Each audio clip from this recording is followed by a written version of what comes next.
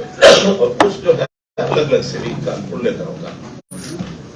जैसे एक तो जब से चुनाव हुआ लगभग एक क्वार्टर का समय शेष था, क्योंकि नवंबर में शायद चुनाव हुए थे, दिसंबर आते आते इनका वोट हुई थी, तो जनवरी से लेकर और मार्च तक के काम के समय बचते थे। फिर भी हमने जो एसएफसी का लास्ट क्वार्टर का पैसा है उससे भी ज्यादा पैसा कुल 1100 करोड़ रुपया इनको एलोकेट किया था। इसमें जिला परिषदों का 110 करोड़ रुपए था और पंचायत समिति का 165 करोड़ रुपया और पंचायतों का 850 करोड़। तो ऐसा ये 1100 करोड़ रुपए की राशि हमने जीत गई। इस राशि को एसएनए अकाउंट उसके अंदर जमा कराया गया था। एसएनए अकाउंट एक ज्वाइंट अकाउंट होता है और उस ज्वाइंट अकाउंट में से ही और ये लोग अपने अपने काम के हिसाब से उसमें से पैसा ये निकाल सकते हैं। जो काम हो जाएंगे या जिनके टेंडर हो जाएंगे उसका पैसा उसमें रिजर्व हो जाता है। और उसमें जिला परिषदों को हमने कई जो उस दिन निर्णय किए हैं, पहला तो हर जिला परिषद का अलग से अपना कार्यालय होगा 22 के 22। अभी कहीं एडीसी कार्यालय में बैठते थे, कभी डीसी कार्यालय में 2 कमरे होते थे, कहीं कहीं लोग किराया लेकर रखते थे। लेकिन हमने हर एक जिला परिषद का अलग से कार्यालय हो, सीओ वहां सरकारी अधिकारी बैठेगा और जिला परिषद चेयरमैन वाइस चेयरमैन उनका अपना वहां सिस्टम होगा, मीटिंग्स वहां करेंगे, उनका स्टाफ वहां बैठेगा। ये सारा एक विषय किया गया है। इंजीनियरिंग विंग की जैसे मैंने बताया उसका गठन किया जाएगा। कर्नाटक में इसका बहुत अच्छा उदाहरण है जिला परिषदों का, वहाँ अच्छी सशक्त है। और हमने ये भी किया है कि कुछ प्रतिनिधि जिला परिषद का एक आदमी या पंचायत समिति का सरपंचों में से भी और कुछ हमारे अधिकारी जहाँ जहाँ पंचायती राज सिस्टम अच्छा है उसको अध्ययन करने के लिए भी जाएंगे, ताकि वहाँ क्या अच्छा है उसको बेस्ट प्रैक्टिस जो भी है देश भर में उनको अडॉप्ट करेंगे। ये हमने तय किया है। जिला परिषद को हमने जो कुछ काम उनको जिम्मे लगा दिए हैं, जिसमें जिला परिषद रेस्क्यू शेल्टर्स, ई लाइब्रेरीज और शिवधाम योजना के अंतर्गत जो शमशान घाट और कब्रिस्तान के जो 4 काम हमने तय किए हैं वो सब। इसी प्रकार से खेत कल्याण योजना के अंतर्गत जो 5 क्रम के रास्ते हैं उनको भी अब जिला परिषद ही पता करेंगी। पहले अब ये 5 क्रम के जो रास्ते थे, 5 क्रम के तो हैं मार्केटिंग बोर्ड के, 4 क्रम या इससे नीचे के ये जिला परिषद करेंगी। और मार्केटिंग बोर्ड की जो सड़कें हैं उनकी मेंटेनेंस रिपेयर ये जिला परिषद करेंगी। हर ब्लॉक में 5 बड़े गांव जिनकी सबसे ज्यादा आबादी है या 10,000 के आबादी के सब गांव, अगर वो 5 से ज्यादा में तो वो भी उसके अंदर स्ट्रीट लाइट लगाने की जो व्यवस्था है ये जिला परिषद के द्वारा कराई जाएगी। ग्रामीण क्षेत्र में पीएचसी स्कूल मरम्मत का कार्य ये भी जिला परिषद करेंगी। आंगनबाड़ी भवन था उसका रखरखाव, मिड डे मील योजना की मॉनिटरिंग और इसका फीडबैक ये भी सब जिला परिषद के जिम्मे लगाया है।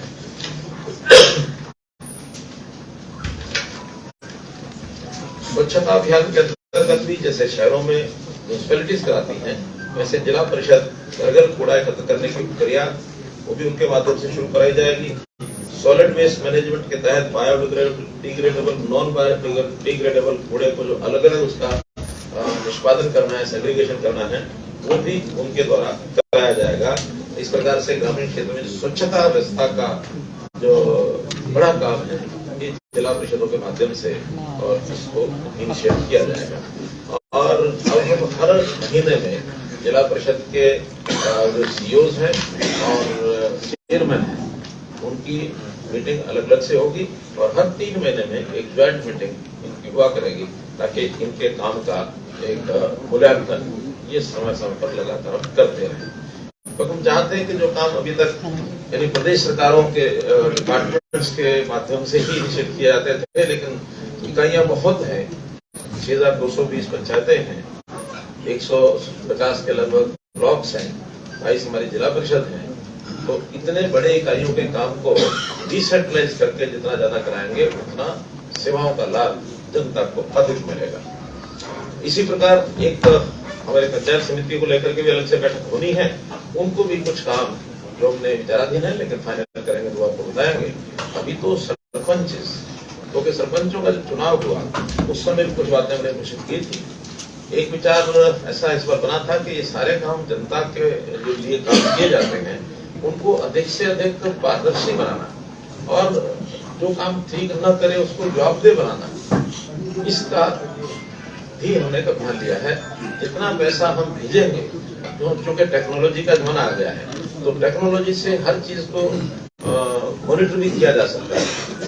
वो समय खत्म हो गया कि जब कोई प्रधानमंत्री भी ये कहता था कि 1 रुपया ऊपर से भेजा जाता, नीचे 15 पैसे पहुंचते हैं।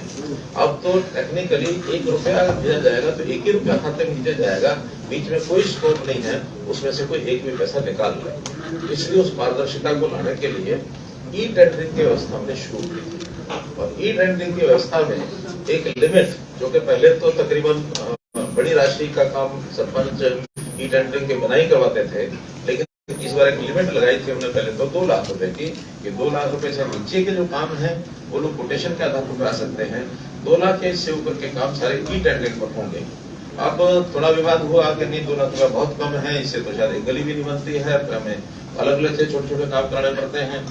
उनकी मांग को ध्यान में रखते हुए, मांग तो बहुत ज्यादा थी, लेकिन हमने सब विचार विमर्श करने के बाद बहुत से सरपंचों से अलग अलग भी बात हुई, जनता के लोगों से भी बात हुई। सो परसों अभी 2 दिन पहले हिसार में किसानों का एक मेला था, कृषि मेला। कृषि मेला में लगभग 10,000 से ऊपर संख्या थी, जहां मेरा संबोधन हुआ। और मैंने खुल करके पूछा, मैंने कहा ये ई टेंडरिंग के विषय में हमको जो हमारा स्टैंड है ठीक है कि नहीं है, तो सब ने हाथ खड़े करके खूब तालियां बजाकर कहा कि बहुत अच्छा स्टेप है, इससे भ्रष्टाचार भी रुकेगा, पारदर्शिता भी होगी, काम करने वाले लोगों को, नए लोगों को भरने का भी अवसर मिलेगा, वरना तो वही फिर अपने अपने लोग और नाम के उन्हीं को काम मिलता वही करते हैं, दूसरे नया करने का अवसर मिलता नहीं है। ई टेंडरिंग के कई फायदे हमारे हैं, तो उसमें से मैं ये तो नहीं कह सकता कि हर एक सरपंच मान गया होगा, लेकिन अधिकांश सरपंचों ने मेरी बात मान करके काम कराने शुरू कर दिए हैं। हमने इसमें थोड़ा उनकी डिमांड को ध्यान में रखते हुए अभी निर्णय लिया है कि ये 2 लाख की बजाय इस लिमिट को 5 लाख रुपए कर रहे हैं, और 5 लाख रुपए तक के काम वो कोटेशन के आधार पर करेंगे। 5 लाख से ऊपर के काम सभी ई टेंडरिंग से होंगे। हाँ, 5 लाख तक के काम जो हमारी बातचीत तो सारे मंडल से हुई है और उसको स्वीकार किया कि जो भी कोटेशन का काम होगा, लिमिट चाहे कुछ भी होगी, लेकिन उसका ऑडिट ये जरूर होगा। और ऑडिट का सिस्टम भी अब जिसको कहना चाहिए कि ऑनलाइन प्रणाली से ही होगा। ऑनलाइन प्रणाली से ही उसके जो एस्टिमेट है वो तय किए जाएंगे, ऑनलाइन उसकी एमडी भरनी होगी, बिल भी अपलोड होंगे, भुगतान जो है वो भी कॉमन पोर्टल से होगा। विषय आएगा रेट का। रेट्स 2 प्रकार के ये प्रचलित हैं, एक है HSR rates, Haryana scheduled rates, दूसरे हैं DC रेट्स। लोकल लेवल पर DC रेट शायद इसीलिए बनाए गए हैं कि हर जिले में इस प्रकार की चीजों के रेट पर डिफर करते हैं, चाहे रेत का रेट है, चाहे ईंटों का रेट है, चाहे मानो टाइल्स का रेट है, क्योंकि जो बल्कि मटेरियल होता है उस रेट को वहाँ के लोकल परिस्थिति के हिसाब से रखना पड़ता है, उसका फ्रेट कितना लगता है, कितनी दूर से लाना पड़ता है, इसलिए एक ही रेट नहीं रखा जा सकता। जहाँ ईंटें बनती हैं वहाँ थोड़ी सस्ती मिलेगी, जहाँ ईंटें बनती ही नहीं है, दूर से आती है, तो स्वाभाविक है ईंट के रेट से एक बहुत बड़ा प्रतिशत उसका फ्रेट में जाएगा। यही स्थिति मिट्टी की, रेत की, इंटरलॉकिंग टाइल्स की, कभी कभी मजदूरी भी अलग होती है। कुछ स्थानों पर मजदूरी सस्ती होती है, कहीं कहीं एनसीआर एरिया में मजदूर महंगा मिल रहा है, तो उन रेट्स का थोड़ा डिफरेंस ये हमेशा रहता रहा है।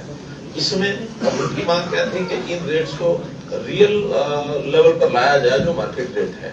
हमने निर्णय करके उनको बता दिया है कि कुछ आइटम्स, खास करके जैसे इंटरलॉकिंग आइटम्स हैं या ईंटें हैं, जो एक स्टैंडर्ड कुछ तय किया जा सकता है उसका, इसका रेट कंट्रैक्ट करेंगे हर जिले का। ब्लॉक लेवल पे अगर कोई वेरिएशन है तो कैप्चर करते हैं, बट डीसी रेट जो ब्लॉक लेवल पे करते हैं, इंटरलॉकिंग का जो रेट कॉन्ट्रैक्ट करेंगे डिस्ट्रिक्ट लेवल पर ही रेट कॉन्ट्रैक्ट होगा। उस रेट से सस्ता कोई लेना चाहे लेके लगा सकता है, क्वालिटी जो तय होगी उसका पैरामीटर तय होगा वही ली जाएगी। लेकिन अगर कोई व्यक्ति किसी व्यक्ति से कुछ नेगोशिएट करके सस्ता भी लेना चाहता तो ले सकता, लेकिन मैक्सिमम रेट वही होगा जो रेट कॉन्ट्रैक्ट होगा। रेट कॉन्ट्रैक्ट में जो पार्टी टेंडर करेंगी, जो उसमें पार्टिसिपेट करेंगी और रेट मैचिंग जो करेंगी L1 को, उनको सबको सप्लाई करने का अवसर दिया जाएगा। किसी से भी मटेरियल जो है लिया जा सकता है। फिर इसकी जो गुणवत्ता की जांच करने के लिए सोशल ऑडिट सिस्टम इसको हम स्थापित कर रहे हैं। अगले 6 महीने के अंदर इसका विधिवत एक सिस्टम बन जाएगा। वही गांव के प्रमुख लोगों की टीम बनेगी, वही उसका ऑडिट करेंगे, जिसके अंदर कुछ रिटायर्ड लोग होंगे, कुछ पूर्व जनप्रतिनिधि होंगे, जो एक सहमति के आधार पर ग्राम सभा को बताया जाएगा। उसमें भी अगर कोई गलत आदमी आया तो उसको बाहर करके ग्राम सभा की जो बैठक है उसके अंदर उसको सैंक्शन कराएंगे। ये आपकी यहाँ की सोशल ऑडिट टीम है। वैसे सोशल ऑडिट के माध्यम से भी जांच की जाएगी। और एक हमने क्वालिटी एश्योरेंस अथॉरिटी ये बनाने का भी शुरू कर दिया है, बहुत जल्दी ड्यूटी में हो जाएगी। छोटे बड़े प्रदेश में जो भी काम है सबकी क्वालिटी को एक प्रकार से उसको सुनिश्चित करने के लिए ये जो क्वालिटी असेसमेंट अथॉरिटी होगी ये अपना मैकेनिज्म खड़ा करेंगे। कहीं भी चलते हुए काम में भी वो चेक करेंगे। चलते हुए काम के बाद यानी पूरा होने के बाद भी शिकायत बनती है तो क्वालिटी एश्योरेंस अथॉरिटी उसकी जांच करेंगे। नहीं, ये तो सबके लिए, पूरे प्रदेश में क्वालिटी एश्योरेंस अथॉरिटी हर सिविल वर्क के लिए, वो पंचायती पर भी लागू होगा, बाकी भी लागू होगा।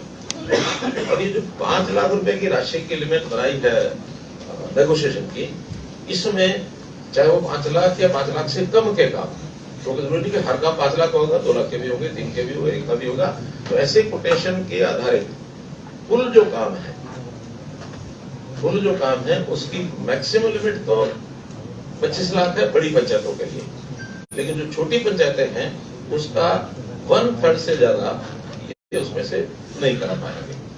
मानो कुल मिलाकर के है ही 50 लाख रुपया किसी पंचायत के पास, तो 17 लाख रुपए के काम वो उसमें से कोटेशन पर करा पाएंगे, बाकी काम ई टेंडरिंग से ही कराएंगे। तो ऐसे इसमें कोई और नया कुछ जब आएगा, मानो बहुत छोटी पंचायतें भी कहीं कहीं है ही 5-7 लाख रुपया साल का जाता है। मानो 1000 की आबादी होगी तो उसमें 1000 की आबादी में 2000 के हिसाब से कितना हुआ, 20 लाख। हाँ, तो 1000 की आबादी में 20 लाख रुपया जाएगा। तो उनके काम भी उतने छोटे छोटे उतने ही होंगे। अगर वहाँ बड़े काम का स्कोप नहीं होगा तो छोटे काम का दोबारा से भी सोच सकते हैं। लेकिन अभी पहले चरण में ये सोचा कि कोटेशन के काम जो है वो मैक्सिमम तो 25 लाख, लेकिन 1/3 से ज्यादा नहीं सालाना। मतलब 75 लाख अगर 75 लाख से ऊपर भी किसी गांव का अलॉटमेंट है तो 25 लाख का काम करा।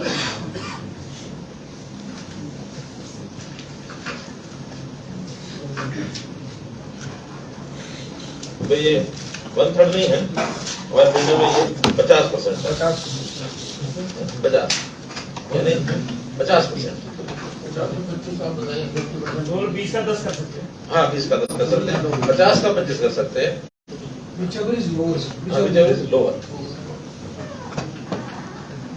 lower यानी अगर मान लो 1/3 के हिसाब से 30 होता तो 10 कर सकते हैं, लेकिन 50 होगा 15 कर सकते हैं। थोड़ा लिमिट बढ़ जाती है इससे 50। काम दोनों प्रकार के हैं, कुछ ई टेंडरिंग से होंगे, कुछ कोटेशन से होंगे। ई टेंडरिंग के जो काम होंगे उसकी क्वालिटी, उसका बाकी सब कोई भी शिकायत आएगी उसकी क्वांटिटी क्वालिटी में किसी प्रकार की, उसकी जिम्मेवारी अधिकारी की होगी, जो हमारा इंजीनियरिंग डिपार्टमेंट है, जो उसकी गुणवत्ता को यानी तकनीकी रूप से जो जिम्मेवार है, जो साइन करेगा, जो उसको फाइनल करेगा वो उसकी। लेकिन जो कोटेशन के ऊपर किए जाने वाले काम है इसकी जिम्मेवारी सरपंच की होगी, क्योंकि कोटेशन का काम सब उसी के ऊपर आधारित है। उसने किससे काम कराना है, कैसा काम हुआ, कैसा उसने मटेरियल लगाया, क्या किया, तो वो जिम्मेवारी सरपंच की होगी। इसलिए अब सोचना सरपंच ने और पंचायत ने है कि हम अपने इस काम को कोटेशन के आधार पर भी कराएं या ई टेंडरिंग में ही जाएं, जैसा उनको ठीक लगेगा। यानी जो मिनिमम 25 लाख वाला काम 6 लाख से या नीचे या 50% वाला, उसमें भी अगर उनको लगता है कि हमें काम सेफली होने में दिक्कत नहीं आ रही तो करें। अगर उनको लगता है कि नहीं इसमें तो हमें ही कठिनाई आ रही है तो फिर वो ई टेंडर में चले जाए, छोटे काम में चले जाए।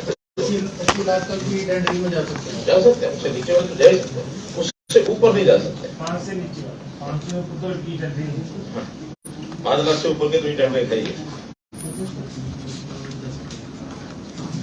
एक विषय था कि जो मानदेय हम देते हैं उस मानदेय को बढ़ाया जाए, तो हमने उसको भी अप्रैल से जो मानदेय उनको मिलेगा अब आगे 3,000 रुपए से बढ़ाकर सरपंच के लिए 5,000 रुपया किया है, और जो पंच है उसका मानदेय 1,000 से बढ़ा के 1,600 रुपए किया है, और इसको डीए रेट से आप जोड़ दिया है। यानी जो बेसिक 3,000 और 1,000 है, इसके ऊपर डीए, जैसे आज की डेट में वैसे तो डीए 40-42% ही है, तो 42% के हिसाब से तो ये बढ़ता है 4,200 रुपया, लेकिन अभी हमने उसको 5,000 कर दिया है। इसी प्रकार से 1,000 का भी वो 1,400 बढ़ता है, उसको 1,600 कर दिया। तो ये डीए बढ़ते बढ़ते 60% से जो ऊपर हो जाएगा, तब उनका उस डीए के हिसाब से जो उचित होगा वो फिर 5,000 से भी ऊपर वो जा सकते हैं सरपंच, और ये 1,600 रुपए से भी ऊपर जा सकते हैं। As per calculation of DA ये इनके रेट हर 6 महीने के हिसाब से वो बढ़ते जाएंगे। कार्यकाल कभी किसी का नहीं हो, लेकिन अभी जो बेसिक 2016 के रेट से ये बढ़ेगा, 2026 में इसको फिर रिवाइज किया जाएगा। जैसे कर्मचारियों का होता है, हर 10 साल के बाद रिवाइज होता है, ये चलता रहता है। बाद में 10 साल बाद डीए को मर्ज कर देते हैं, और फिर बेस रेट 10 साल का दोबारा से शुरू होता है। तो हमने प्राय और भी जहां इस प्रकार के विषय हैं, बजाय हर दिन कोई डिमांड रखे, एक बार तय किया, फिर उसके बाद 10 साल तक डीए रेट्स। हमने तो इवन जो हमारी विधायकों की जो पेंशन है उसको भी डीए रेट्स का जोड़ दिया है। ऐसे ही मिनिमम वेजेस एक्ट के अंतर्गत जो मिनिमम वेजेस तय होते हैं उसको भी डीए के साथ नहीं, बल्कि उसको सीपीआई लगभग वैसे ही होता है, लेकिन वो टर्म अलग अलग इसलिए। इसी प्रकार ग्राम सचिव की जो एसीआर लिखी जाएगी, उस एसीआर पर भी सरपंच को अपने टिप्पणी देने का अधिकार होगा कि उस ग्राम सचिव का व्यवहार कैसा है, उसके लिए एक रिमार्क्स के लिए, और वो रिमार्क्स देख करके ही उसकी एसीआर जो दिखाई है उसको हिसाब से लिखेंगे। फिर बिजली की जो बिलों के ऊपर 2% का हमने एक पंचायत कर लगाया है, उसको भी पंचायतों को रेगुलर 3 महीने में दिया जाएगा। अभी तक जो पिछला बचा हुआ है वो 1 अप्रैल 23 के बाद सब कैलकुलेशन करा रहे हैं, तुरंत पिछला जो एरियर है वो भी उनको मिलेगा आगे हर 3 महीने में, क्योंकि बिजली के जो बिल होते हैं वो उनसे लेने होते हैं। पंचायत घर का बिल है, कोई ट्यूबवेल का बिल है, कोई स्ट्रीट लाइट का बिल है, जो भी है ये सारे पंचायत से लेने होते हैं, और जो उनके एरिया में जितना भी बिल बनता है एग्रीकल्चर को छोड़कर, उसका 2% उनको देना होता है, उनका दे होता है। कम ज्यादा होगा वो हर 3 महीने उसके हाँ विलेज, यानी ग्राम पंचायत में, विलेज नहीं, विलेज बोल के कई बार अलग इकाई होती है। और इसी प्रकार से जो स्टाम्प ड्यूटी है, संपत्ति पर जो बिक्री है, उसके ऊपर भी 1% पैसा पंचायतों को ये हर महीने उनको जो है क्रेडिट कर दिया जाएगा, जो उस एरिया की जमीन बिकती है। रूरल शहर का 2% हो जाता है, रूरल का 2% होता है, 1% पंचायतों को, आधा % पंचायत समिति को, आधा % जिला परिषद को, 2% को लाभ मिलेगा। अभी जो इस वर्ष का जो एक बार हमने 1100 करोड़ रुपया दिया है, क्योंकि हमने कहा था कि 1100 करोड़ रुपए को सब 31 मार्च तक अपना पूरा खर्च कर लें, पूरा उनका अधिकार है, लेकिन बहुत सी पंचायतों ने खर्च नहीं किया है। आज भी उनसे निवेदन यही है कि उस पैसे का जितनी प्रस्ताव पारित हो गए हैं या करवा रहे हैं, उसके टेंडर्स वो अपलोड कर दें, यानी पब्लिश कर दें। जिस दिन पब्लिश कर देंगे, जो भी टेंडर होगा उसका जो एस्टिमेट होगा, उतनी राशि उनकी ब्लॉक हो जाएगी उसमें। ऐसे तो सामान्यतः अकाउंट में पैसे तो निकालने में नहीं होती है, लेकिन हम ये भी सुविधा दे रहे हैं कि अभी भी वो टेंडर पब्लिश करेंगे, उसी दिन से वो राशि उनकी 31 मार्च से पहले वो उनके लिए हो जाएगी। बाकी जो है वो अगले साल में चली जाएगी। हाँ, वो बताने वाला पहले तो ये है ई टेंडरिंग का कोटेशन में भी 25 मार्च तक जितनी कोटेशन उनका वर्क अलॉट हो गया होगा, वो तो पैसा उसमें से रिजर्व हो ही जाएगा। इसके अलावा भी 25 मार्च के बाद भी हम उसके लिए 2 श्रेणियां बना रहे हैं। उन 2 श्रेणियों में एक के लिए 5 लाख रिजर्व रख रहे हैं, दूसरे के लिए 10 लाख, ताकि इस 5 लाख और 10 लाख को भी 25 मार्च से 31 मार्च तक वो यूज कर सकेंगे। अब वो नहीं करेंगे तो वो भी फिर आगे चला जाएगा। तो इस प्रकार से श्रेणी बनाई है। जिनकी टोटल राशि सैंक्शन 20 लाख तक है उनके लिए 5 लाख रुपए छोड़ेंगे, और जिनकी राशि 20 लाख से ऊपर है उनके लिए 10 लाख छोड़ेंगे, ताकि इस राशि को 5 दिनों में और भी कुछ छोटा बड़ा काम उनको ध्यान में आता है तो वो उसको करा सकते हैं। बाकी सब काम 1 अप्रैल से नए साल का जितना भी पैसा है वो 1 अप्रैल से फिर उनको इसी प्रकार से उपलब्ध हो जाएगा SN अकाउंट में। और ये अकाउंट हर वर्ष यानी 4 बार में दिया जाएगा उनको, जो SN अकाउंट में क्वार्टर वाइज। पैसा बचेगा ये नहीं, वो तो खत्म ही हो गया, यानी अगला और मिल जाएगा उनको अप्रैल में, और उनको क्वार्टर में खर्च करना है। पहले क्वार्टर में 30%, दूसरे क्वार्टर में 30%, तीसरे में 20%, चौथे में 20%, 30, 30, 20, 20। जो पैसा उनका है उन्हीं का है। हाँ, बचे हुए पैसे का उपयोग जहां जरूरत ज्यादा है या जिन लोगों ने काम ज्यादा कराना है उनको ट्रांसफर करेंगे, पैसा वो उन्हीं का है। और इस समय तक जो कामों का अपनी आमदनी का पैसा सरकार से, ये जो सरकार से भेजते हैं उनका है ये तो सरकार से जो उनको स्टेट फाइनेंस कमीशन का पैसा भेजा था उसी के लिए हमने जो 1100 करोड़ दिया ये स्टेट फाइनेंस कमीशन का ही है। इसमें सेंट्रल वाला पैसा नहीं है, इसमें उनकी अपनी आमदन नहीं है, इसमें स्टैंप ड्यूटी नहीं है, इसमें ये जो बिजली का बिल वो नहीं है, सिर्फ स्टेट फाइनेंस कमीशन का जो पैसा 1100 रुपए दिया। अगले साल का टोटल जो बनेगा वो अभी बजट में तय हो जाएगा कि कितना हमने देना है, उसका 30, 30, 20, 20। और उसमें भी पहला काम हम ये करते हैं कि जो कमिटेड एक्सपेंसेस होते हैं उस पैसे में से सबसे पहले वो निकाल सकते हैं। सैलरी है, कोई इंटरेस्ट देना किसी चीज का, कोई किराया देना है, या बिजली का पैसा आया कम है देना ज्यादा है वो दिया जा सकता है। तो जो कमिटेड एक्सपेंस देना है वो तो देना ही है। विकास के काम के लिए जो बाकी बचा पैसा उसको यूज करें। अभी तक जो स्टेटस है, कुल 6220 पंचायतें हैं, 217 हैं जो चुनी गई थी, 3 पंचायतों का चुनाव नहीं हुआ था। तो 6217 में अभी तक 5048 पंचायतों ने प्रस्ताव पारित किए हैं। 1169 पंचायतें ही ऐसी हैं जिन्होंने भी कोई प्रस्ताव पारित नहीं किया, और इसमें 2 लाख से नीचे के, 2 लाख के ऊपर के, कुछ पंचायतों ने दोनों किए हैं, 2 लाख नीचे के ऊपर दोनों। वैसे कुल काम 9418 काम हैं जो आज की डेट तक प्रस्ताव पारित हो चुके हैं। राशि का इसमें अभी मेरे पास नहीं आया है, लेकिन पंचायतें हैं 6217 जिन्होंने प्रस्ताव डाले 5048। सर इसकी एस्टिमेट बनती है प्रस्ताव के बाद? हाँ, पहले प्रस्ताव पास होता है फिर उसका एस्टिमेट बनता है, एस्टिमेट के बाद फिर एडमिनिस्ट्रेटिव अप्रूवल होता है।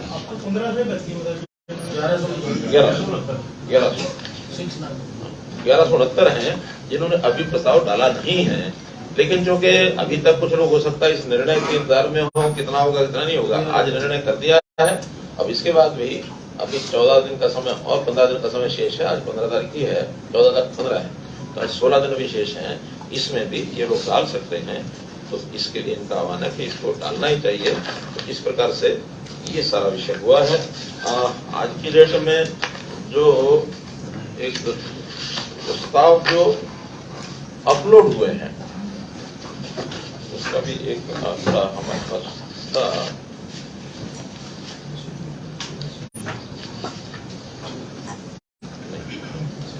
नौ 991 प्रस्ताव इसमें से अपलोड हो चुके हैं। एडमिनिस्ट्रेटिव अप्रूवल भी लगभग 14 से की हुई है।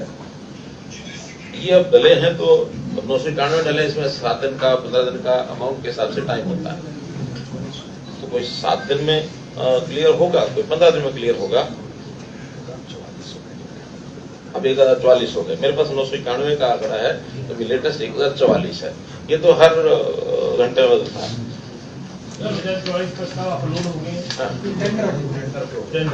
प्रस्ताव तो अपलोड नहीं होते हैं, प्रस्ताव का तो फिर बाद में जाता है जेई को, प्रस्ताव जेई को जाता है, जेई उसका एस्टिमेट बनाता है। एस्टिमेट बनने के बाद फिर वापस पंचायत उसका एडमिनिस्ट्रेटिव अप्रूवल करती है, और अप्रूवल होने के बाद फिर वो टेंडर अपलोड होने के लिए जाता है। सर इसमें सर इसमें अब मेरे दो क्वेश्चन में है, एक तो क्या ये अंतिम फैसला हो गया 5 लाख का, दूसरा 1100 पंचायतें जो अभी तक भी प्रस्ताव नहीं दे रहे हैं, पंचायत मंत्री ने कहा था कि हम उनकी पावलें जो है 25 को दे देंगे, वो प्रस्ताव पास करेंगे और काम आ जाएंगे। अब ये क्योंकि 12, 14, 15 दिन रह गए हैं, सरकार अभी 1100 पंचायतों के खिलाफ क्या फैसला लेने जा रही है कि उनकी पावर जो है सरपंचों की 25 को दे दी जाए?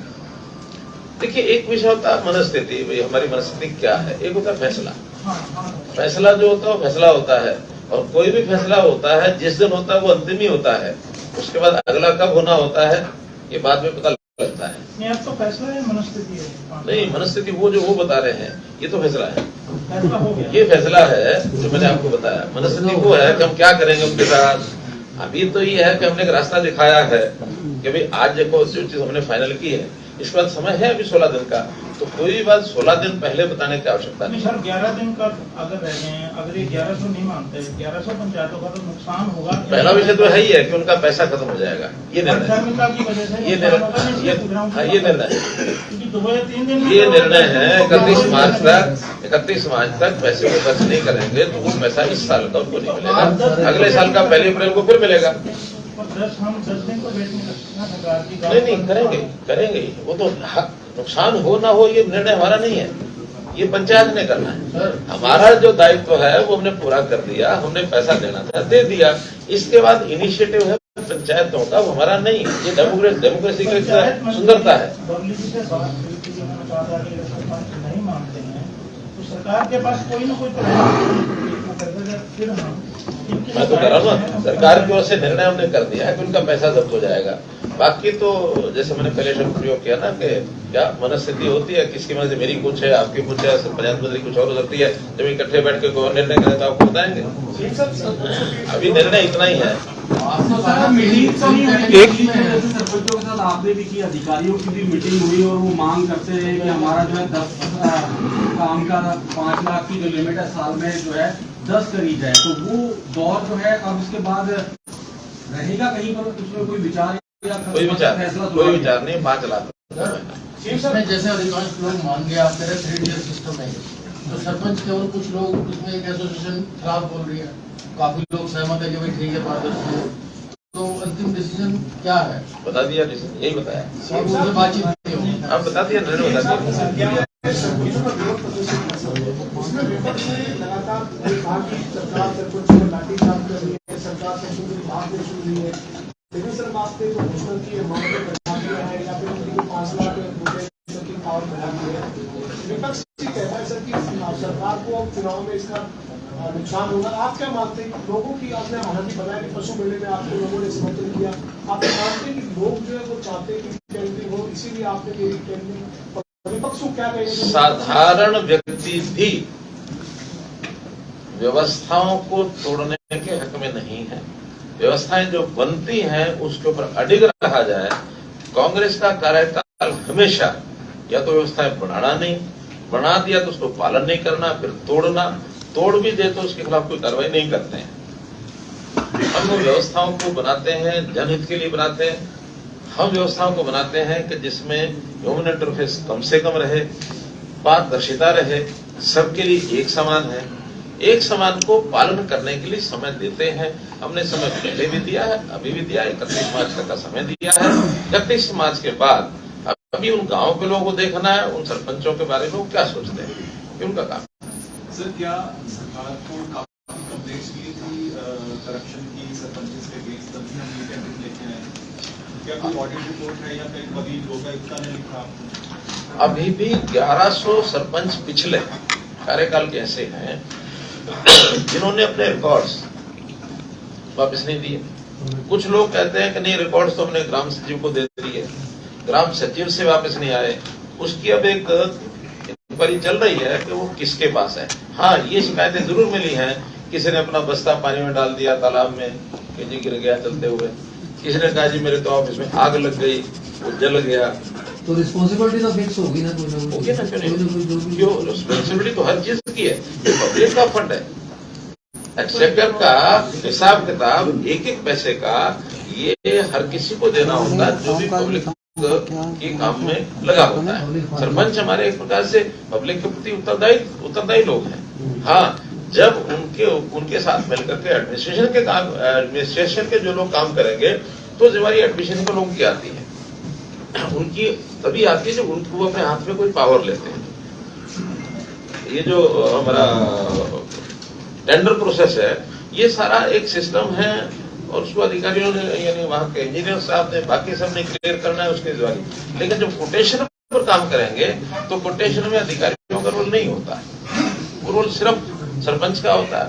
ज्यादा वो बीडीपी ऑफिस पर चस्पा देंगे, चस्पाने के बाद भी किसको बुलाएंगे, कौन करेगा। हमने हालांकि ये भी कहा है कि आप अपनी रेट लिस्ट को, क्योंकि ये रेट लिस्ट में डीसी रेट और जो बोलता रहा हूँ HSR रेट्स, इसमें कुछ जब कॉन्ट्रैक्ट रेट करेंगे तो एक परिवर्तन आएगा।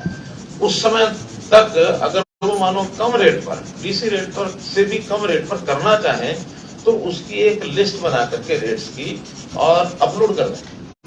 अपलोड करेंगे तो ध्यान में आ जाएगा भी उससे कम रेट पर देने के लिए तैयार हैं। वो रेट हमारे लिए एक बन जाएगा, एक आधार बन जाएगा भी कल को हम डीसी रेट भी इससे ज्यादा कैसे कर सकते हैं। जब सरपंच अपने किसी भी माध्यम से कम रेट पर कुछ सप्लाई करता तो डीसी रेट उससे ऊपर तो हो ही नहीं सकता। ये कैटरिंग में इसका फायदा हो 1100 सरपंचों का मामला है, ये डिपार्टमेंट बात कर रहा है या विजिलेंस कर रही है, और इसमें अमाउंट कितनी बनती है? अभी तो शायद किसके पास है, वो डिपार्टमेंट के पास है। अभी डिपार्टमेंट के पास है, लेकिन उससे जांच करानी नहीं, अमाउंट नहीं है। वो तो क्या होता है कि रिकॉर्ड जमा कराना है, उसमें कोई अमाउंट कोई ऐसा नहीं है। कोई शिकायत मिली हमें कि ये तो 1100 लोगों ने, जब चेंज ओवर होता है, चेंज ओवर में कोई भी सिस्टम बदलता है तो नेक्स्ट जो भी उत्तराधिकारी आता है, मानो कर्मचारी का भी ट्रांसफर होता है, वो भी अपना चार्ज इसको देता ही है ना, अपने हेड को देगा या नेक्स्ट ज्वाइन करने वाला है उसको देगा। तो चार्ज देने का विषय है, ऐसे चार्ज ही अभी पिछले मिले नहीं है, तो इसलिए चार्ज लेने का हो सकता है ठीक ठाक ही हो, उसमें कोई रिकॉर्ड तो डेवलपमेंट की होगी ना, डेवलपमेंट में पैसा लगा। सर सीएम सर जिस तरीके से जिला परिषद की बात आपने कही कि जिला परिषद को हम और जो है बेहतर बनाएंगे और उससे ग्रामीण क्षेत्रों में भी काम कराएंगे। और कि कर्नाटक का आपने उदाहरण दिया कि वहां जाकर हमारे अधिकारी देख के आएंगे कि कैसे और व्यवस्था की। इसी में सर जो ग्रामीण विकास की बात है, जो सरपंचों का बात चल रहा है, तो कुछ ऐसी ही भविष्य में व्यवस्था हो सकती है जैसे कुछ राज्यों में है कि विधायकों का जो फंड है वो एक जगह होता है और वहाँ विधायकों का जो फंड है, जो बिहार का मैं उदाहरण देना चाहूंगा, अभी बनाया नीतीश कुमार ने, तो वो फंड एक जिले में एक कमेटी होती है और प्रति माह उसकी बैठक होती है, उसमें जो विधायक अपना प्रस्ताव देता है और वो उससे जाता है विकास के लिए उसके मतलब विधानसभा क्षेत्र में। उसी तरह क्या गाँवों के लिए भी कुछ ऐसा बनाएंगे कि जिसमें सरपंच वहाँ दे कि हमारा ये काम कराना, और उसको वो समिति जो है उसमें जो भी अधिकारी बैठे और लोग भी बैठे और इस तरह वो जो है गाँव के विकास का काम। देखिए, पहली बात तो ये है कि हमारे यहाँ विधायकों की कोई निधि नहीं है। बिहार में हो सकता होगी, लेकिन हमारे यहाँ बहुत प्रपोजल कई बार आया भी है, लेकिन हमने निर्णय लिया है कि विधायकों की इस प्रकार की नीति हम नहीं करेंगे। सांसदों की है 5 करोड़ रुपए की, सांसदों की नहीं, वहाँ 5 करोड़ सांसदों की बता रहा हूँ मैं, सांसदों की 5 करोड़ रुपए साल की है, हमारे विधायक की नहीं है, इसलिए वो तो विषय खत्म हो गया। अब एक डी प्लान का पैसा होता है, डी प्लान का पैसा डिप्टी कमिश्नर के पास होता है। वो संबंधित जितने भी लोग होते हैं वहाँ, जिला परिषद का चेयरमैन भी होता है, उसमें डिप्टी कमिश्नर को खुद भी ध्यान में होते हैं, कुछ काम ही बाकी रह गए जो अभी लेट हो रहे हैं, नहीं हो पा रहे हैं। कोई विधायक भी काम बता सकता है, सांसद भी बता सकता है, तो वो थोड़ा पैसा होता है, ज्यादा नहीं है, 15 से 20 करोड़ रुपया होता है। वो उसका फिर अपने हिसाब से विवेक से बंटवारा करके दे देंगे। तो वो काम ई टेंडरिंग से होगी, लेकिन आप कितना काम कहाँ कराना है वो ई टेंडरिंग के माध्यम से होंगे। केवल उसकी एक डिस्कशन होती है कि भाई किस एरिया में कितना पैसा कौन से काम के लिए करना है, वो डिप्टी कमिश्नर को दिया हुआ साल का सिर्फ 15-16 करोड़ रुपया, ज्यादा नहीं है। सीएम साहब सरपंचों की एक शिकायत थी, वो कह रहे थे कि अगर हम किसी काम में कोई कमी निकाल दें तो 1 हफ्ते के बाद उनको पेमेंट हो जाएगी, उनकी पेमेंट नहीं रोकी जाएगी। इसमें कुछ होगा? ऐसा नहीं है, जब तक उस काम की इंक्वायरी नहीं होगी, कमी निकालने वाली इंक्वायरी तो करानी पड़ेगी ना। अब ये इंक्वायरी करने वाला, ऑडिट करने वाला सिस्टम हमारा कितना फास्ट होता है उस पर डिपेंड करता है। मान लो वो इंक्वायरी करने वाला 1 महीने में करेगा तो 1 महीने बाद ही होगी, ठीक है। इंक्वायरी करने वाला 15 दिन में करेगा तो 15 दिन बाद होगी। तो ऐसा नहीं है कि 1 हफ्ते में उसको बीडीओ या कोई पेमेंट कर देगा? नहीं, ऐसा नहीं। ठीक। उनकी शिकायत में कोई तथ्य होना चाहिए। हाँ, अगर कोई बार बार शिकायत करता है और तथ्य ही नहीं निकला तो इसका मतलब कहना कुछ और बात है। केवल शिकायत के लिए शिकायत ना करे कोई। एक सरपंचों की मांग थी, राइट टू रिकॉल उनके ऊपर लागू हुआ है, एमएलए पे, एमपी पे, उन पे लागू नहीं हुआ। तो कोई ऐसा भी प्रावधान बन रहा है कि इन पे भी लागू हो, एमएलए का? क्योंकि आप लोग सोच सकते हैं एमपी का तो सेंटर का मामला है। हम एमएलए के लिए भी नहीं सोच सकते, क्योंकि विधानसभा भी और लोकसभा भी ये पब्लिक रिप्रेजेंटेटिव एक्ट के अंतर्गत ही चलता है। क्या सरकार सिफारिश कर सकती है? सिफारिश करना तो आप वो तो सिफारिश करने में तो हमने पब्लिकली कहा है, हमने तो पब्लिकली मैंने अपने भाषण में कहा कि हम केंद्र को भी आग्रह करेंगे कि इस प्रकार का विषय करें। जब हमने पब्लिकली कह दिया और हम वैसे भी कह रहे हैं, लिखने को लिखने में दिक्कत भी नहीं है, लेकिन प्रश्न ये है कि सारे देश का विषय होता है, कोई हरियाणा में लागू होगा बाकी जगह नहीं होगा। ये सारे देश को जो हम तो बढ़त बहुत ले रहे हैं और हर चीज का मैसेज सेंटर में भी पहुंचता है, बाकी स्टेट्स में भी पहुंचता है। और हमारी बहुत सी चीजों का स्वयं प्रधानमंत्री जी उल्लेख करके और वो कह चुके हैं कि हरियाणा ने ऐसे ऐसे कई चीजें की हैं जो देश में बाकी प्रदेश फॉलो करते हैं, स्वयं उन्होंने कहा। तो सर मेरा ये कहना है कि ये बहुत बड़ा विषय कोई हरियाणा स्टेट का नहीं है, ओनली सबको पता है, हमारा भी पता है, लेकिन हम एक छोटी स्टेट के नाते 35 स्टेट्स हैं, इस 35 स्टेट के विषय में मैं कुछ बोलूं, it's not a right thing. हाँ, कोई बहुत बड़ा प्रदेश बोले या कोई 2-4-5 प्रदेश मिलकर कोई बात कहे, बरबली बात होती है, कहेंगे। सर जो उन्होंने 17 तारीख को घेराव का, ये पिछला विषय हो गया सारा। नहीं सर, 17 तारीख को घेराव के लिए बोला उन्होंने सर विधानसभा का घेराव करने के लिए बोला है 17 तारीख को। 4-5 स्टेट मिलते गए तो आप यूपी जी या और स्टेट की बात करेंगे। नहीं, मुझे करने की जरूरत नहीं है ना, वो तो मिलते ही रहते हैं, जब कोई बात आएगी कहीं से इनिशिएटिव आए तो सही ना। ये पब्लिक जी ने कहा था कि बहुत सारे सरपंचों के खिलाफ इस बार बहुत शिकायतें पड़ी हैं, अगर जांच कराए तो जेल में जाएंगे। तो मैं जानना ही चाह रहा हूँ सरपंचों की है कितनी शिकायतें, ये या वैसी कराई जा रही है? एक परिवार का मामला है, परिवार में चीजें बिना किसी विवाद के हल हो जाए तो ज्यादा अच्छी होती है। कि पंचायतें भी, सारा प्रदेश भी एक परिवार है, बहुत बड़ा एक मामला है। हाँ, कोई चीज एक सीमा से आगे जाती है तो कोई उसको छोड़ता नहीं है। विदिन सीमा जैसे विवाद है कि इतना कला कर दे, कम कर दे, ज्यादा कर दे, बढ़ा दे, आपको तो जीरो टॉलरेंस की पॉलिसी है, क्या सरपंच कोई ऐसी गंभीर शिकायत आएगी तो जांच कराएंगे। मेरे पास नहीं है, उनके पास आइए तो देख लेंगे। ये घेराव वाले पे सर उन्होंने विधानसभा का घेराव करने का 17 तारीख का कार्यक्रम रखा और पंचकुला में इकट्ठे होंगे, लोकतंत्र है, तो इस पे आप उनको कुछ कहना? लोकतंत्र है। सर, मैंने एक रिएक्शन अपनी ओर से जो कुछ करना था आज कह दिया। जो उनकी डिमांड है, मांग है, वो मैंने अपनी ओर से कह दी। इसके बाद भी कुछ करेंगे तो भी आप उनको थैंक यू करने के लिए बुला रहे हो सर? सर मेरा एक सवाल था। सरपंचों का कहना है कि एमपी के अंदर भी बीजेपी की सरकार है, वहाँ पर जो उनकी पावर्स है वो 25 लाख तक की गई है। आपने भी जिक्र किया कि हमारी टीमें जो है वो दूसरे स्टेट में जाएगी और वहाँ पे अध्ययन करेगी क्या सिस्टम है, किस तरीके से काम करते हैं। लेकिन यहाँ पे उल्टा हो रहा है, 20 लाख से हमारी पावर जो है वो 2 लाख तक सीमित कर दी गई है। सरपंचों पर सरकार जो है भरोसा जताए और ऐसी कोई स्थिति हमने अपने सरपंचों से पूछा है कि ई टेंडरिंग में और कोटेशन में दिक्कत क्या है और उसमें क्या प्रभाव पड़ेगा, जरा ई टेंडरिंग के क्या क्या कठिनाइयां हैं वो हमें बता दें, हम उसको दूर करने के लिए तैयार हैं। ये तो ठीक है, एक आपस में बैठ के बातचीत हुई, हमारी तो मानस आज भी 2 ही लाख था, लेकिन उनके कहने पर, आग्रह करने पर 2 से 5 किया है। लेकिन इसका विवेचन करना पड़ेगा कि भी कोटेशन में और ई टेंडरिंग में अंतर क्या होता है, किसमें लाभ है, किसमें पारदर्शिता है, किसमें जनता पसंद है। इसमें हर स्टेट का अपना अपना विषय हो सकता है। इस विषय पर मध्य प्रदेश में सोचा कि नहीं सोचा, हमने तो खूब सोच के हमें लगा कि ई टेंडरिंग ज्यादा फायदेमंद है। सर सरपंचों को कोई मैसेज अपील आपकी? अगर मतलब फिर भी आप हाइपोथेटिक्स आएंगे, ये कहेंगे कि 100, 200, 300 जो पंचायतें हैं 31 मार्च तक भी प्रस्ताव नहीं दे रही हैं, तो उनके खिलाफ सरकार क्या कार्रवाई कर सकती है? देखिए, मैं इतना भविष्यवक्ता भी नहीं हूं और भविष्य की बातें इस प्रकार की नहीं, कोई हालत नहीं है। मुझे हालात ये लग रहे हैं कि सब लोग जो है इस बात को मान करके आगे बढ़ेंगे। आपको अपने हालत लग रहा है, मुझे अपने लग रहे हैं। सर कोई अपील करोगे, सरपंचों को कुछ कहोगे सर? इस लाइन पर आकर गांव के लोगों को नाराज नहीं करेंगे, मुझे पता है। ये आपने फैसला बता दिया सर सरकार का, अभी सरपंचों को कुछ कहना चाहते हो सर? मैं सरपंचों को ये कहूंगा कि गांव के लोगों के हित में, अपनी जनता के हित में काम कराने के लिए आगे बढ़े। कोई कठिनाई आए, उस कठिनाई को दूर करने के लिए हमेशा तैयार है। सर एसवाईएल को लेके आज सुनवाई है सर। बातचीत की संगठनों से, और आज आपने जो घोषणा की है, लगभग की बातों पर इसको जो कन्विंस करने की कोशिश की, आपको लगता है कि इस पूरे मामले में कुछ लोग ऐसे हैं जो विपक्षी दलों के इशारे पर राजनीति कर रहे हैं? देखिए, राजनीति सब जगह होती है, और एक सामान्य नियम बता रहा हूँ आपको कि जब भी कभी चुनाव नजदीक होते हैं, लगभग 1.5 साल 2 साल पहले इस प्रकार के विषय आया ही करते हैं। सर एसवाईएल का मुद्दे पे आज जो है सुप्रीम कोर्ट में सुनवाई है सर, उसके बारे में आप क्या कहना चाहते हैं, क्योंकि मुख्यमंत्री पंजाब पहले से ना कह चुके हैं इसके ऊपर? सर आपने अभी 1,85,000 करोड़ रुपए का बजट पेश किया, विधायकों ने उसका आकलन किया, 2 दिन बाद विधानसभा शुरू है, तो एक तो विधायकों की क्या रिपोर्ट आई और क्या बजट प्रावधानों में किसी तरह का कोई बदलाव संभव है सर? देखिए, विधायकों की क्या रिपोर्ट है ये तो अभी उन्होंने विधानसभा में दी होगी, मेरे पास तो रिपोर्ट आई नहीं है।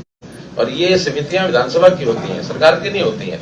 और विधानसभा की समितियों का जो भी रिपोर्ट होती है वो ब्रीफ में रखें, पूरा रखें, उसका सार रखें, तो वो वहां रखेंगे। और उसमें प्रावधान यही होता है कि जो बजट के फिगर्स होते हैं वो चेंज नहीं होते हैं। उसमें तो अगर छोटा मोटा अगर विषय चेंज करने का स्कोप होता है, मानो हमने किसी डिपार्टमेंट के 6,100 करोड़ रुपए रखे हैं, तो 6,100 करोड़ रुपए में आगे नीचे हेड्स होते हैं कि किस मद पर कितना खर्च करना है। अब उसको कहीं 50 करोड़ इधर से उधर या 50 करोड़ इधर से उधर करते हैं, टोटल वो 6,100 करोड़ ही रहना है।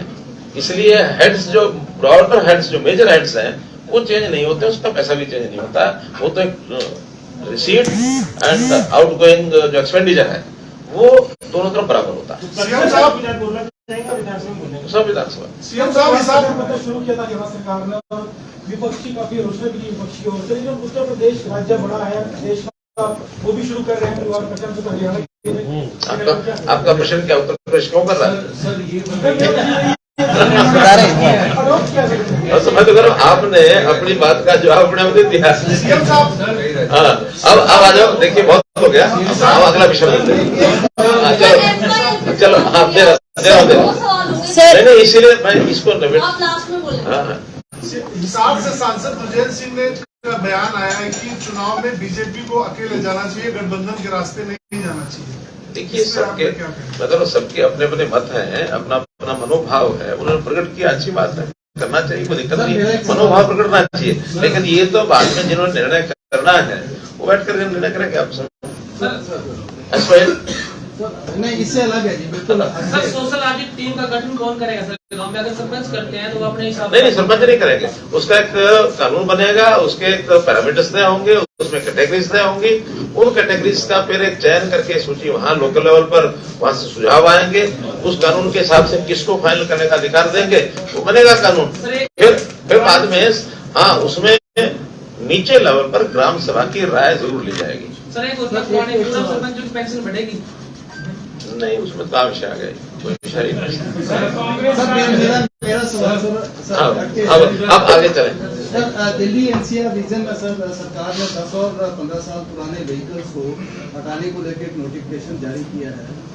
मेरा सवाल सर, एक जो व्यक्तिगत जो व्हीकल है, जो डोमेस्टिक हम पर्सनल यूज के लिए जो करते हैं, उन व्हीकल्स को क्या सर कोई राहत देने को कोई तैयारी है सरकार को? ऐसा कि इसमें सवाल इसमें सर, हाँ, हर आदमी की सर आर्थिक स्थिति वैसी नहीं है कि वो 10 साल के बाद जो है व्हीकल खरीद सके, तो ऐसी स्थिति में क्या कोई फिटनेस का इंट्रोड्यूस करके क्या उसको राहत दी जा सकती है आम आदमी को? ऐसा कि ये चीजें ये जो हमारे सस्टेनेबल डेवलपमेंट गोल्स हैं वो 2030 तक के हमने भी डिक्लेयर किए हैं, वर्ल्ड वाइड ये चीजें चल रही हैं। उसमें से कुछ ऐसी बॉडीज हैं जिनके जिम्मे ये काम है कि कैसे कंट्रोल करना है। इसमें एनजीटी जो है सबसे बड़ा एक ट्रिब्यूनल है कि पर्यावरण को कैसे सुरक्षित रखना, पोल्यूशन को कैसे खत्म करना, उनके कुछ नियम हैं, उन्होंने कुछ निर्णय दिए हुए हैं, उन निर्णयों के हिसाब से हमें भी एक्ट करना पड़ता है क्योंकि वो कॉन्स्टिट्यूशनल बॉडीज हैं। इसमें ये सारा निर्णय वहां से जो हुआ है, मोटर व्हीकल एक्ट में भी ये लिखा हुआ है, तो उससे डेविएट करना उतना आसान नहीं है। हाँ, कहीं किसी वर्ग को कोई सहायता देनी है तो हम वहां से परमिशन लेते हैं। आपने जैसे कहा कि हाँ, जैसे कहा कि व्यक्तिगत वाहन इनकी बड़ी तकलीफ उठाई है। अब ये विषय थोड़ा आगे बढ़ाने के बाद देखेंगे प्रीमियम मिलते हैं कि नहीं मिलते हैं, अभी उस बारे में कुछ कहा नहीं जा सकता।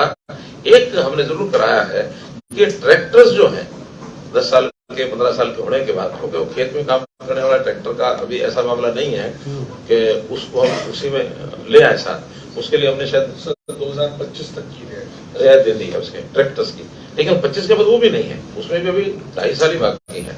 तो इसलिए उस समय उनको भी कुछ उसमें करना ही पड़ेगा।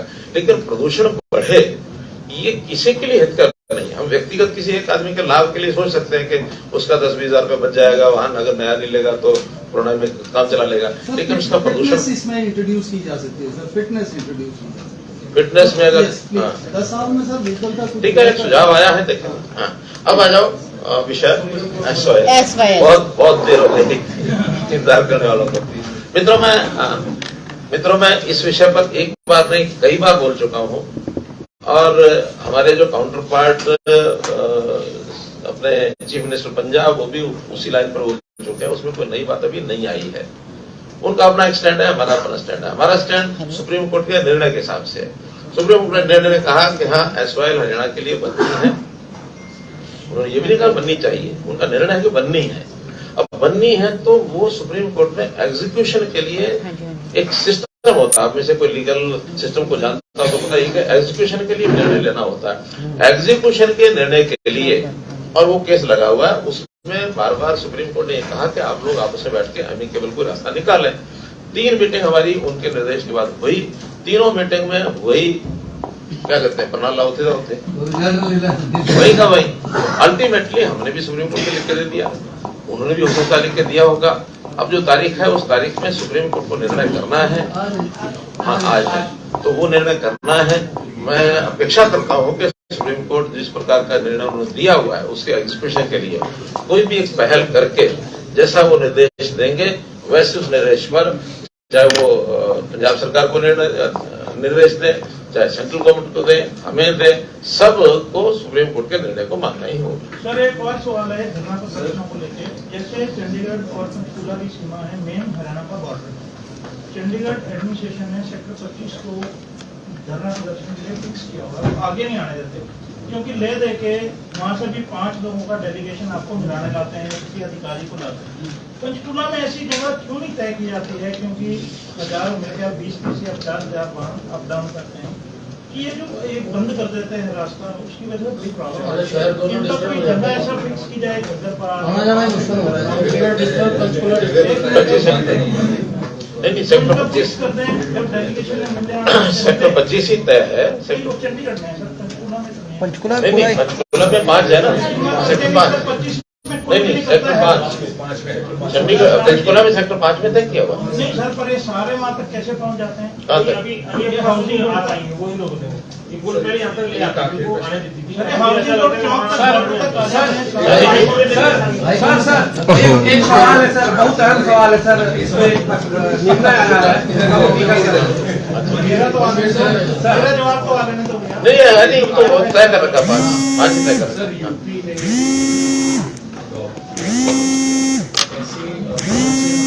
परिवार में 4 पत्नी जो यूपी को एक्टिव लगे और क्या उन्होंने हरियाणा में सर्वे वगैरह के दौरान क्या ये थोड़ी सी देखिए सारे देश में इस बात की चर्चा है और 7-8 प्रदेशों ने हमारे से जानकारियां ली हैं। यहाँ प्रेजेंटेशन लेने के लिए उनके अधिकारी आए हैं।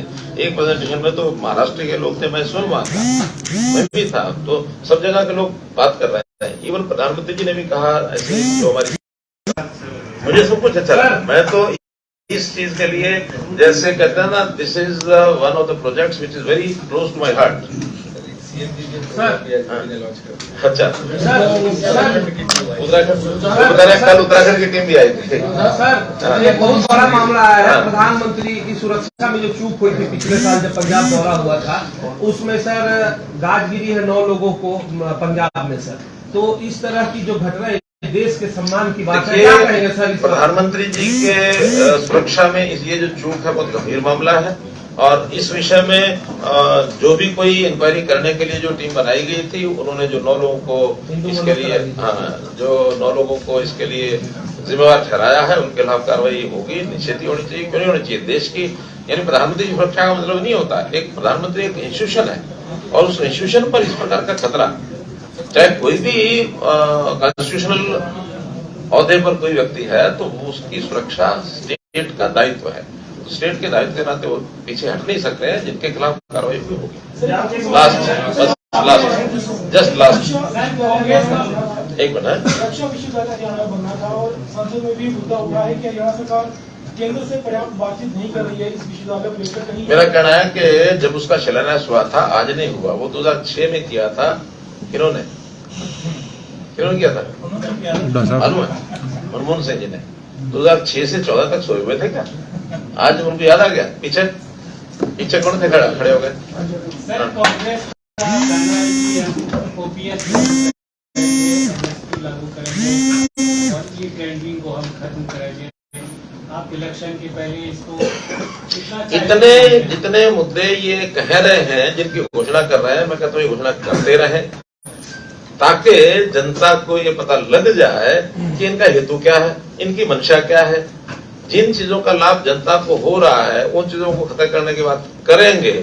मुझे तो इसमें प्रसन्नता है कि वो करते रहे क्योंकि उनकी नस नस में भ्रष्टाचार फैला हुआ है। और जो भ्रष्टाचार की बातें हैं, ये कहानियां जब उनको याद आती हैं और वो जो अपने चहेतों को ये भ्रष्टाचार के रास्ते दिखा के जो कुछ करते थे वो रास्ते सारे बंद हो गए। वो सारे बंद हो गए तो आज हर बात में उनको वही कहानियां याद आती हैं। और आगे चल करके वो क्या करेंगे, ब्लूप्रिंट जनता के सामने रखेंगे, जनता उसको मानेगी तब ना कुछ भी कहें। और अच्छा, इस प्रकार से अगर उखड़ते रहेंगे, कहते हैं कि बौखलाहट तो बहुत बड़ी चीज होती है। बौखलाहट में जो कुछ वो कह रहे हैं उसमें जनता सब समझ रही है। बहुत बहुत धन्यवाद।